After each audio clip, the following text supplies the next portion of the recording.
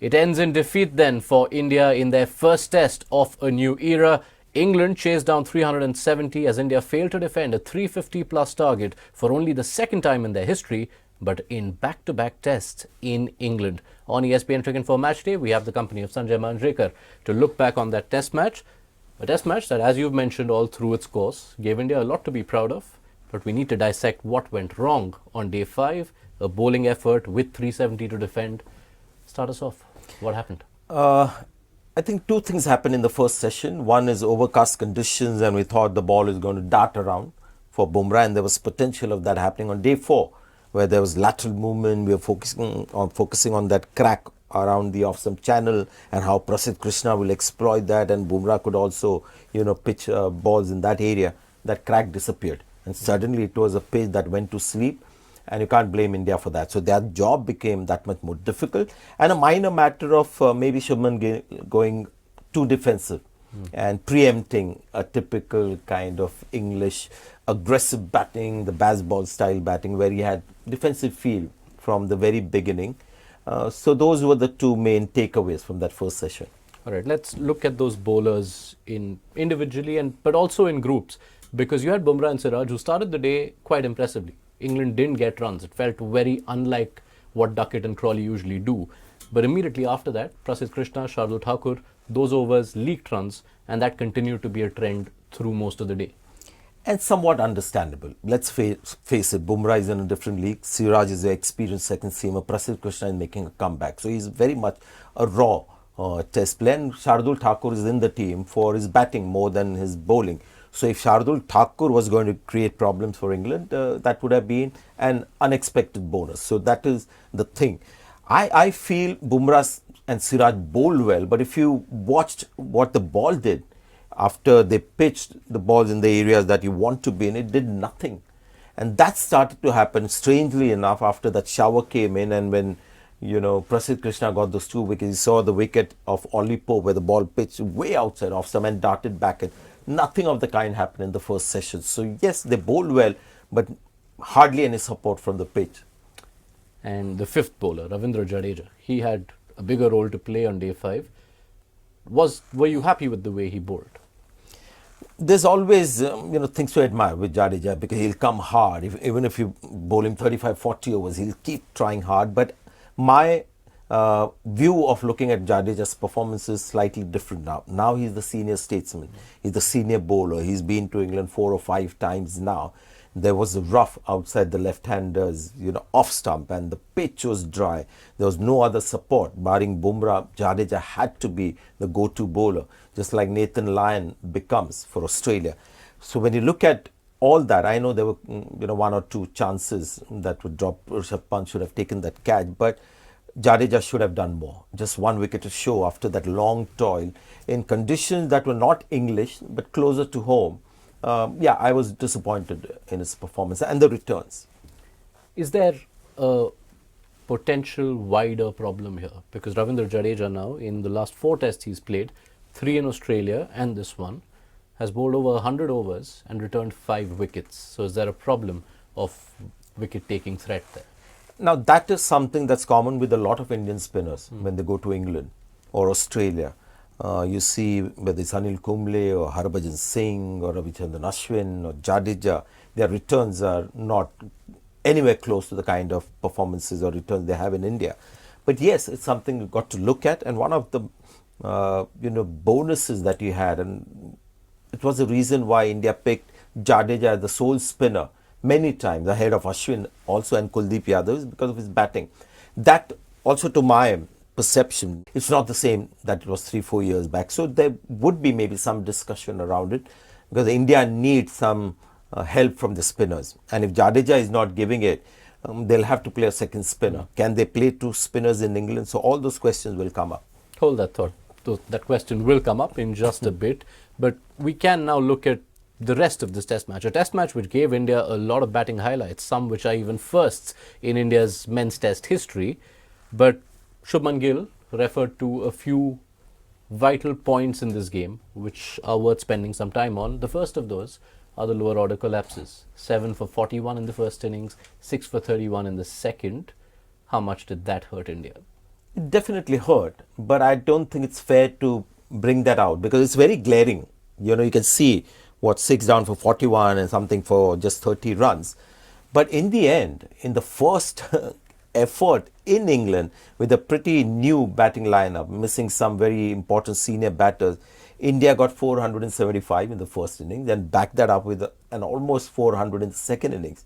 And that is a tremendous batting effort overall. Earlier, we would have better sort of performances from the lower half because the first half was collapsing. So you have to choose which one you want. I don't see that as a major issue because eventually India got enough runs on the board. And when we use examples of the last time India was in England and how, Bumrah, Shami and Shardul and Washington and Australia, added some runs down the order, it wasn't like they got India 550 or 600 runs. They're still getting what India have got already. Yeah, and just to further that point, 835 runs scored by India in this test. Only thrice have teams scored more runs and lost a test, which does take us to the other side of this. And that too came up in Shubman Gill's post-match comments. All those dropped chances, which over the 2 innings have cost India more than 200 runs. The more damning part of this game? Yes, and it was almost bizarre what happened.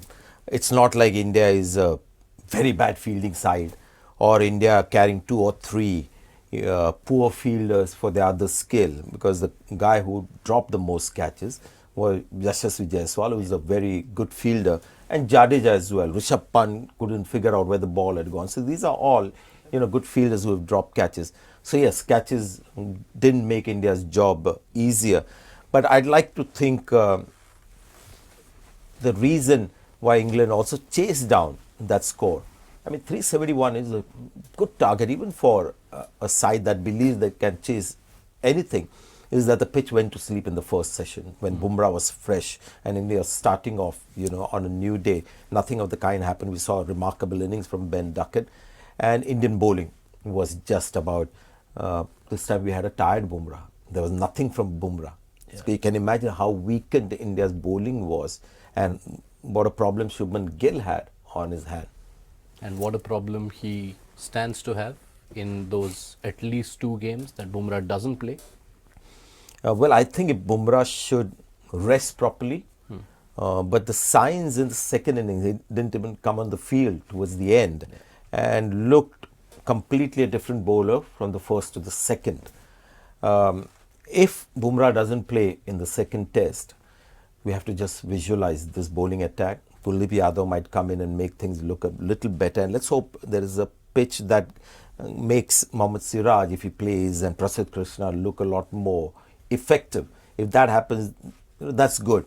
But I'd like Bumrah to play in the second test and then maybe see, how things go, because India batted superbly in the first test. Can they replicate that in the second test and have almost 400 runs on the board for England to chase in the final innings and have a bowling attack that will prevent them from getting there? So these are the issues. And if Bumrah isn't there, it just becomes extremely difficult for India. All right, final question before we look ahead. Thoughts on Shubman Gill and the first look we've had at Shubman Gill, the Test captain? Well done. And it's hats off to the Indian youth actually, because it's a very confident lot. I have a son who's young and I see there's a tremendous sense of confidence, and they don't see themselves inferior to anyone. So just imagine the kind of challenge that he had in England and against a team like England in the way they play.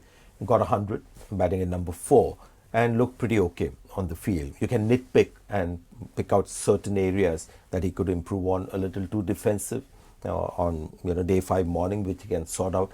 And there were occasions when he wanted something different, and you can hear from the stump mic. And Jadeja said, should I or could I do this? And then Rishabh Pant came in, no, it's better you do it this way. And Shubman Gill backed off, which is natural. But slowly and steadily he'll come into his own. And I'm just impressed by him as to how he's not let that affect his batting. And just needs more support in the field, Gill, when he's captaining a tough side like England. All right, now captaining against a tough side England. Yes, and in particular the way they bat, which makes it difficult for most seasoned captains. So let's see how Shubman Gill fares after this first taste of captaincy. Looking ahead to Birmingham, India will have that combination question, because in Shardul Thakur you had a number 8 who didn't give you the runs you were hoping for, who's barely bowled. What do they do? I know for a fact there are a couple of things that they've got to do. Now, how we do it, it's up to you. You have to help me in that. So I'm saying, unfortunately, Shardul Thakur has to be left out. Who comes in, we'll get to that later. But there are a couple of things that you definitely don't want to do. Is one, have Shardul Thakur in your team in the second test and keep Kuldeep Yadav on the bench. No, he has to come in, and India will have to take that very different call like Ben Stokes has done. You know, just challenging the conventional wisdom of Test cricket. Even if it's cloudy, overcast, and Trent Bridge has nothing for, the seam bowlers, you have to get Kuldeep Yadav in, because you're getting quality in bowling and not just going by what is expected, that you've got to have seamers in England. So Kuldeep Yadav comes in, Shardul Thakur goes out, and the rest we can figure out. Is there any other piece in the puzzle that glares out to you? I mean, then you're getting into tricky areas. Now, Prasidh Krishna for me has done enough to play the second test. His economy is a problem, so you work on that, hopefully in the break. Mohammad Siraj is a bit of a concern. Great spirit, get great effort, but just know they're not enough from his bowling that he gets for you, and returns also diminishing. So those are players that you look at. Batting wise, I had Nitish Kumar Reddy in my team purely because of what he did in Australia. India still need batting support. I know they've got 471, 365, but it's still a batting unit in evolution or evolving. So you can't take that too lightly and think, we've got the batting sorted. And right now, among these combination questions, we're not even bringing up whether Jasprit Bumrah plays the Birmingham Test or not. Hopefully, we'll have more intel on that when we see you next, closer to the next test. Thank you. Thank you so much, Sanjay, for your company. Always a pleasure. Thank you. That does it.